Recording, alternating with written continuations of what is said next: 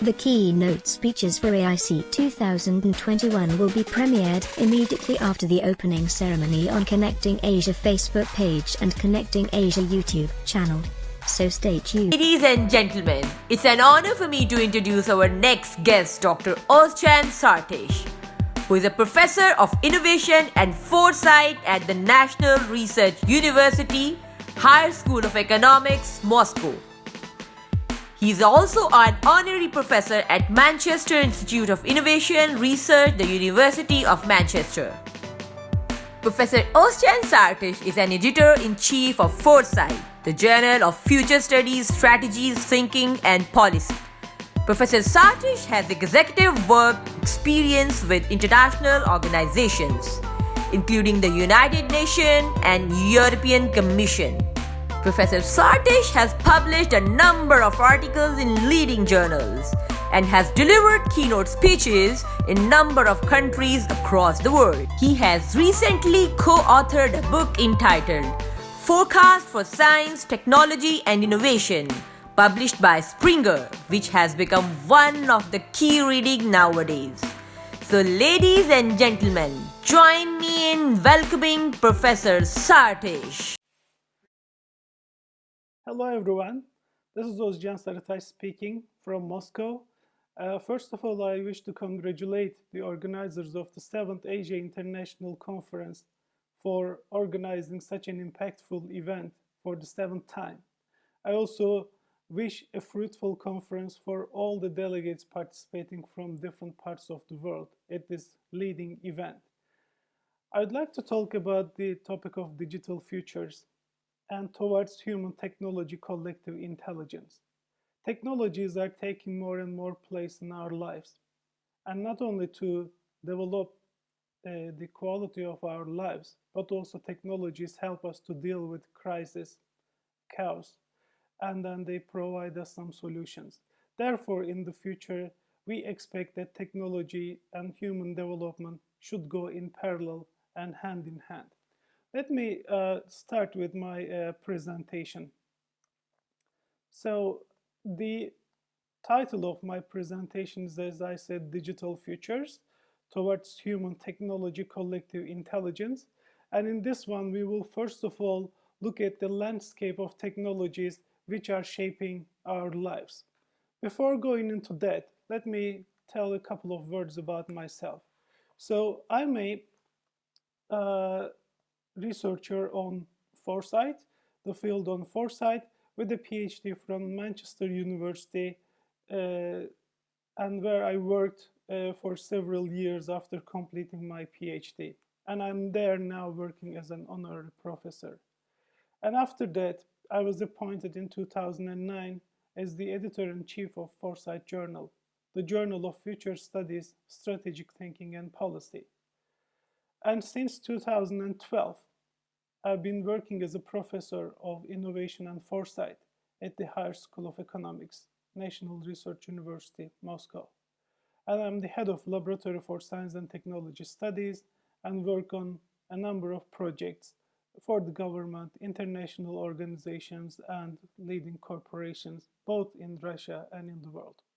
And during these activities, I also am engaged in capacity building and awareness raising activities through executive education, research supervision, and keynote speeches in leading events like this one, and providing advisory and consultancy services to international organizations.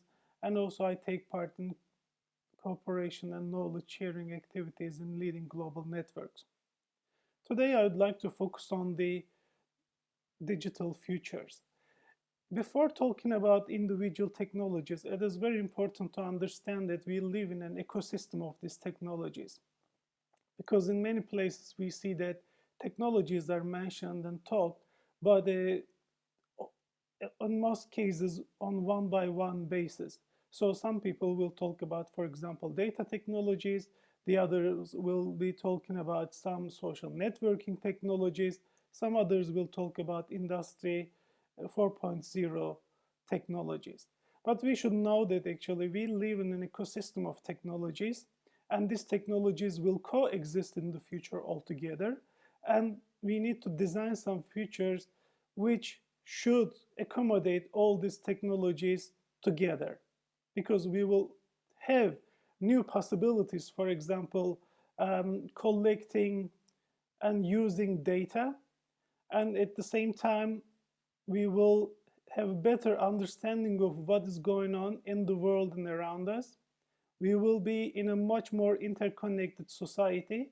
This is not only the interconnection of devices, but it is also the interconnection of devices and humans, where we will be talking about human in the loop system, converging human and machine intelligence together. And at the same time, we have new ways of innovating, imagination and innovation, new ways of, for example, prototyping futures, new ways of futures experiencing, and at the same time, new ways of visualizing this and creating this environment where we can experience some of the new products and services before they actually emerge. And there are also developments in infrastructures. We are talking about the use of, for example, artificial intelligence for infrastructure and disaster management. We are talking about, for example, smart cities, smart energy systems, and so these are also shaping our lives in a large basis. And then we are also talking about new ways of production and industrial revolution, with the possibilities of use of robots, for example, the possibilities of 3D printing, and etc. And also we have some new social experience. So we are not only talking to each other and interacting with each other individually and personally, physically, but at the same time now we are actually spending more of our times online and through virtual interactions. And we are now moving into this virtual space and building a second life, which is actually becoming more dominant than our first life. And this second life experience also gives us a lot of opportunities in terms of sharing our limited resources, for example. We have the blockchain technologies, and with the use of blockchain technologies, we can talk about now the sharing economy. So the meaning of, for example, owning things is actually disappearing. So we don't want to own things necessarily, houses, cars, and other things that we are using in our lives, that there's a great portion of the sharing economy, which is expected to reach about $335 billion by 2025, where we'll be sharing different products, different services, and related technologies. So this is an ecosystem where all these technologies will exist together. Therefore, we need to think about all this. We need to think about all the possibilities that these technologies are bringing into our lives, with also the challenges, needs for new regulations, for example, new standards, and other ethical and legal aspects. So these need to be all considered in order to achieve smart and sustainable development in the future. So as I said earlier, today I'll be focusing on digital technologies. This is the most dynamic area of the global science, technology, and innovation agenda. If you look at the slide, we see that the digital technologies proportion in the scientific work is getting bigger and bigger. And among those technologies are artificial intelligence, quantum technologies, Internet of Things, blockchain, photonics, virtual and augmented reality, intelligent transport systems, and smart energy. And of course, these technologies are used as instruments for the development of other technologies, like nanomaterials, like genomic technologies, cell technologies, or space exploration.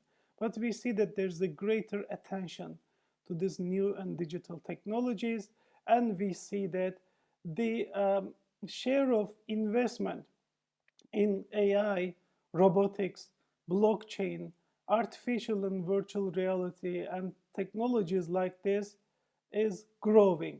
And this is expected to reach to 23.4% by 2023 among all investments in information and communication technologies.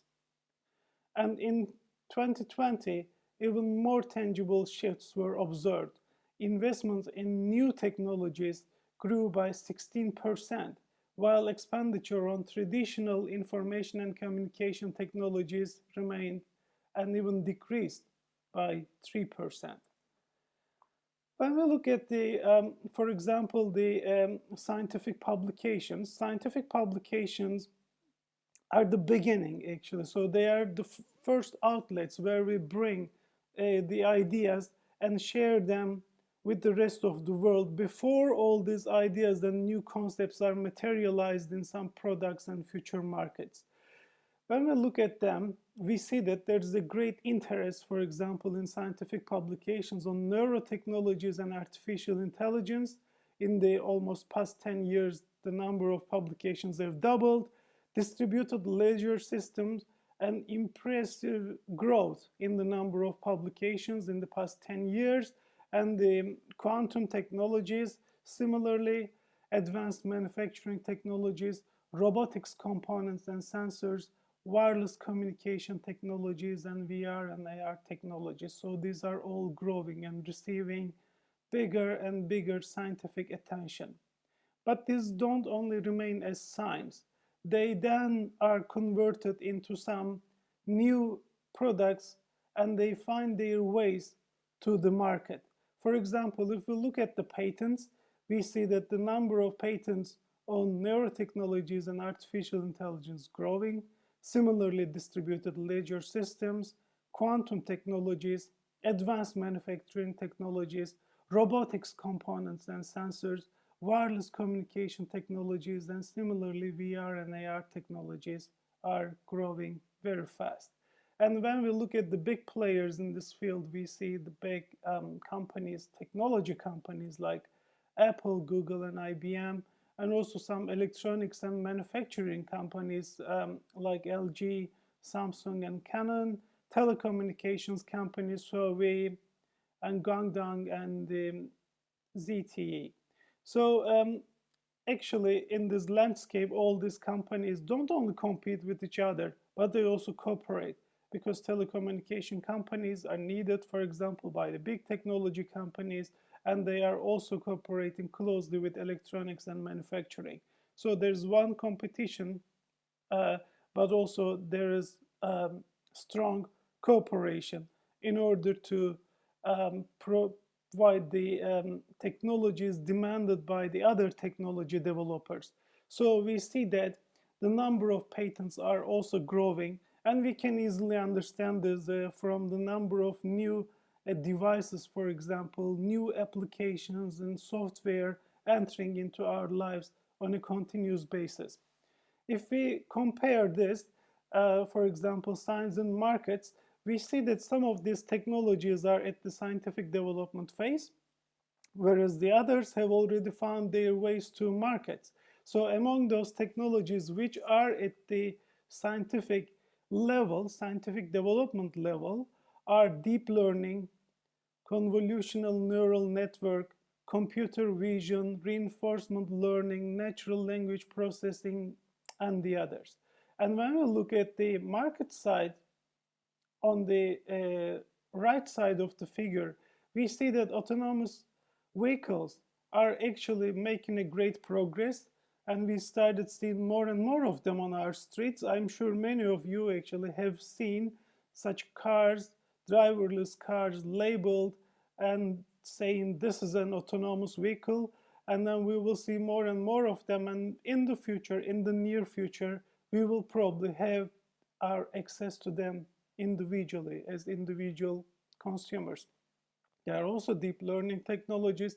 Cryptocurrencies are already in our lives, and the other technologies are developed on a continuous basis. So we will see more and more of them in our lives, and they are really transforming our lives on a continuous basis. I would like to show a figure on the technological intensity of different sectors. You see on the left are industry, transport and logistics, energy, financial services, and healthcare. And then in the columns, you see different technologies. And among those are like robotics, Internet of Things, and Industry 4.0 technologies, blockchain technologies, big data technologies, among the others. So you can see the technological intensity of different sectors. I would like to particularly focus in here the industry and how the industry starts making use of Industry 4.0 technologies. And you can see that actually there's a great share, an increasing share of robotics technologies. So when you see a bigger portion of the blue in the circles, you understand that there's a greater demand for technological development in those areas. And the industrial areas, industrial production and manufacturing areas, we see that there's a greater expectation, there's a greater demand for Industry 4.0 technologies, and which is usually in the form of some robotics technologies. So here I would like to take a closer look at the robotics sector, because this is an interesting one. Robotics sector is always referred as an opportunity and at the same time as a threat, because robots can do the things which humans cannot do, physically or mentally, and at the same time they can support actually humans in many ways, but they are also considered as a threat for humans, because many people now are afraid, what if robots replace them? Will they be unemployed? So therefore it's important to understand where this technology is going and how it is evolving and where we can place it in our lives now and in the future. So in order to understand the dynamics of developments in this sector, we did a joint analysis of publications, which represent the scientific work, patents, and media, and look at past 5 years data, because this is actually a very fast evolving area, so we can have a better understanding if we look at the past 5 years instead of 10 years, for example, where some of the well-established technologies would already dominate our analysis. But we would like to look at what is emerging and what is on the agenda and what is the latest in these technologies. So if we look at the top 20 terms in scientific publications, we see that the development of cognitive capabilities of robots is the first and highly focused and referred scientific area. And in that, we see human-robot interaction. So the science is actually putting a lot of effort to bring humans and robots together. And then you can also see some developments regarding robotic motion in order to give robots some capability to move around and to perform some physical activities, and not only physical activities, but also actually bring these physical activities together with the cognitive activities, so they would perform more activities in a more sensitive way, and they may have the capability to communicate with people and to collaborate with people, with humans. And there are different functions. There's research on the functions, like function of grasping, for example, and there's a different line of research focusing on robotic design and mechanics, and then component production. So at the end, we see that actually there are great developments in terms of human-robot interaction, as I said, and at the other end of the figure, you see that there's a branch of research focusing on humanoid robots, and this is also telling us that robots will exist with us, and in some ways they will compete with us, and it is up to us actually how to design a future where we can coexist. And when we look at these terms and how they are evolving across time in a more kind of a dynamic picture, we see that human-robot interaction, machine and deep learning, multi-robot systems. So it's not only actually technologies and humans coming together, but it's also technologies coming together. So we will have some swarm robots, and at the same time, these swarm robots will be communicating with swarm of people. And biomimetic technologies.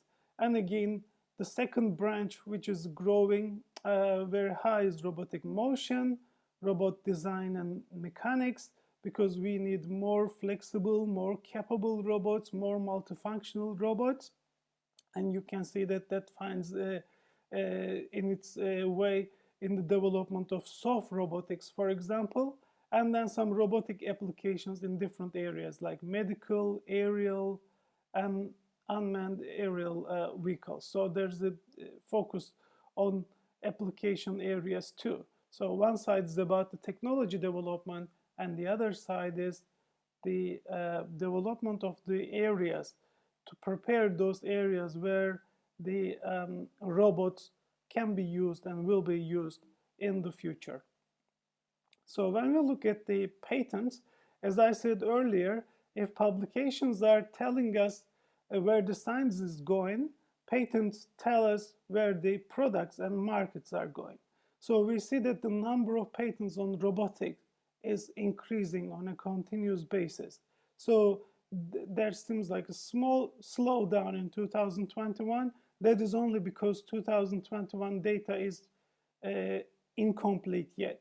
So I expect that that will also be growing when we do and repeat this analysis next year.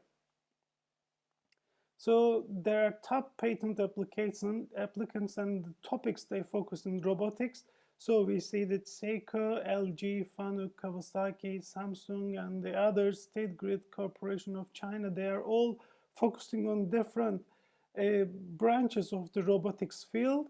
So some of them are developing some components of robots, like robotic hands, for example, and arms and joints, and the others are focusing on different functions like wearable robots and swimming robots, and the other, again, technology developers are focusing on how we can interact with robots, human cooperative robot systems. And all of them are focusing on different branches. And State Grid Corporation of China, for example, is a leading organization in the development of the transmission tower climbing robot, for example, where they use robots for the for checking the energy systems and the grid systems. And as you know, in China, there are extensive energy networks and grid systems, and it is very important to maintain these systems. So therefore, robots are used heavily. And when we look at the patents, we see a similar trend, like in technology development and scientific work. We see that there's a great emphasis on the cognitive development of robots, and then some application areas where the robots will be used, and also equipping robots with different functions, like cleaning robots, sweeping robots, like welding robots, for example, for Industrial 4.0 applications. And there are also components for robots, for example, robotic hands, robotic joints, robotic arms, and how to make this more functional and more flexible. So there are a lot of patenting in these areas. This is probably an interesting one. So when we looked at those patents in detail, and in those areas like cognitive capabilities, application areas, functions, and components, we see that innovations are actually being introduced on a continuous basis. So we moved from robotic arms and arm mechanisms and multiple joints up until 2016. And then after that, we started seeing focus on some new introductions, some new innovations were introduced on robot heads, robot necks, for example, and surgical robot and micro robots and robot joints. And then components were developed even further to, for example, introduce rotating joints, shock absorbers, robot telescopic applications and components, some walking mechanisms, and then after that, other developments as we come closer to our time. For example, snake-shaped robots, and robot tongue, and modular robots. And when we are here, closer to our day, we see that there are also hybrid robotic and more flexible robotic and soft robot applications. And when we look at the cognitive capabilities, we see that there's a branch of patents coming in the cognitive capability development. And we have moved from intelligence robots to robot teaching, robot control, humanoid robots to animal-inspired robots, for example, to robots steering, human interface, and robot interaction. And as we come closer, we see that we start talking about collective robots, human interactive robots, robotic personalities, and later human collaborative robots, robotic training, robotic avatars, and then dynamic learning of robots, robot swarms, and social robots.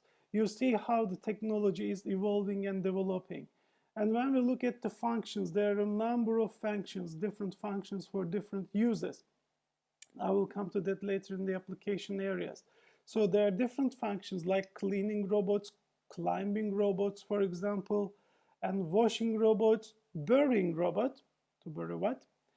Amphibious robot, to operate on land and sea, in the air, and so on. Cutting robot, picking robot, sorting robot, shoemaking robot, and milking robot. So there are all sorts of developments in disinfecting robot, for example, shopping robot, and crawling, emotional robots, and multifunction robots.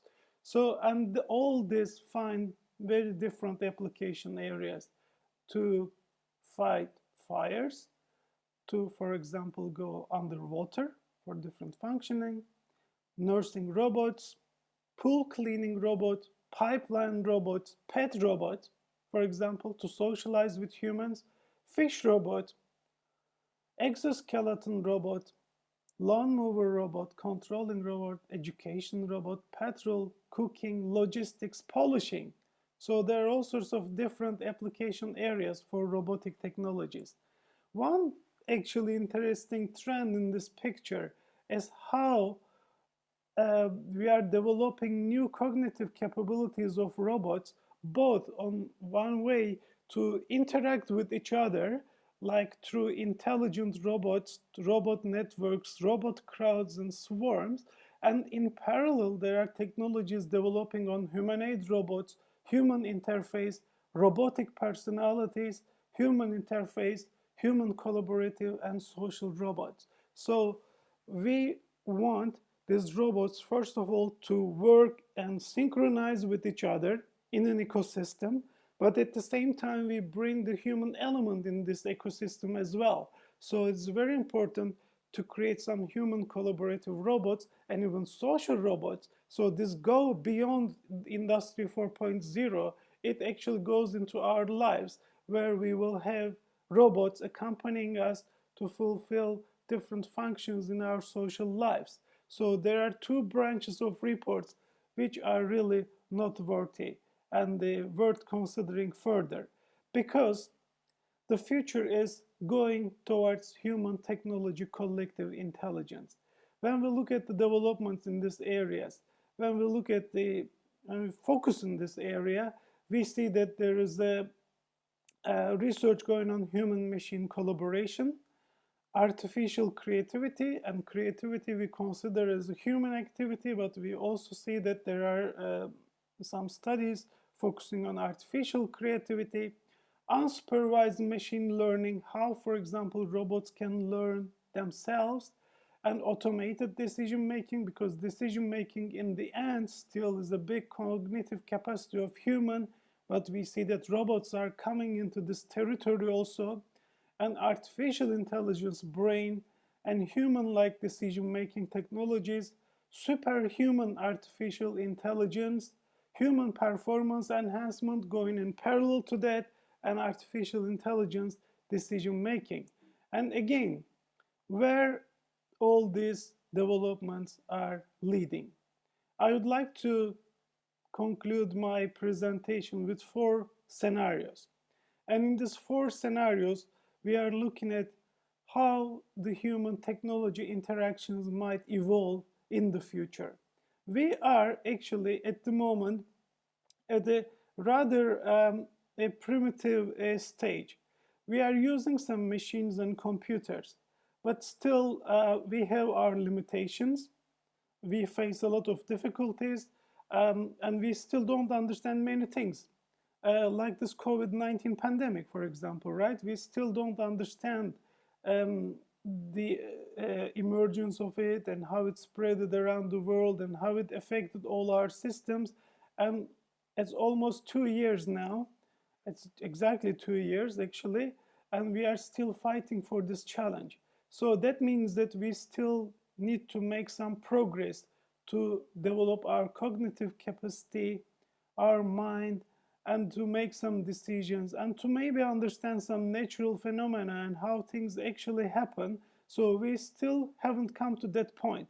But as I have shown, there's quite a bit of research and development activities going on, and new products and new markets are generated on a continuous basis. And there are some signals already showing the level of technological advancement and human enhancement. So one future direction from this corner, from the bottom left corner, is to go up to technology intelligence, when the machine intelligence outpaces our abilities to maintain control over it. So the machines will be smarter than humans. And there's another scenario where we'll see dramatic improvements in human intelligence. For humans to possess cognitive abilities, more cognitive abilities to learn, form concepts, apply logic and reason, and then develop capacities to recognize patterns, plan, innovate, solve problems, make decisions, and develop some new languages to communicate. But actually, the more desirable future is the one which is at the top right corner. It leads to human technology collective intelligence. There are people, there are researchers working on the development of technological intelligence towards singularity, where they think machines will be smarter than humans. There are also researchers working on development of human intelligence, physical and cognitive emotional capacities of human. But the future lies at the human technology collective intelligence. So we need to bring these two systems together in order to create more desirable futures, because we know that humans and technology should go hand in hand. Technologies without human have no meaning. Humans without technologies will miss a lot of possibilities to deal with our emerging complex problems in a chaotic and uncertain environment. So we definitely need technologies. So therefore, we need to bring these two capacities together so that we can create a system which can act more intelligently than any other person, group, or computer. So this is the way to the future, to develop some human-in-the-loop systems where human and technology minds can work together in a collective way and they can cooperate with each other. And there will be many different applications, many different industries which may benefit from this cooperation, starting from research, technologies, new application areas in all different domains of life, and then coming into our lives through some industries, from transport, logistics to agriculture, medicine, health, retail, banking, and etc. Of course, there is something to do for all the stakeholders. This is what we always emphasize in our forward-looking activities. In order to make some technologies and science to develop and to be introduced to our lives, we need a close cooperation between government, science and research, business and industry, education, and we need support from the society. So the future looks very interesting and very exciting. We should make sure that technologies are developing in a way that they can interact with human, and we should also develop not only technologies, but we should consider all the other issues arising with this, like cultural issues, like ethical issues, legal issues. There's a branch of research also focusing on that, and hopefully we can talk about that at another time. So thanks again to the organizers of the 7th Asia International Conference for giving me this opportunity. I'm looking forward to coming together with you all physically, hopefully, in the next conference. Thanks once again. Wish you a happy and healthy day. Bye.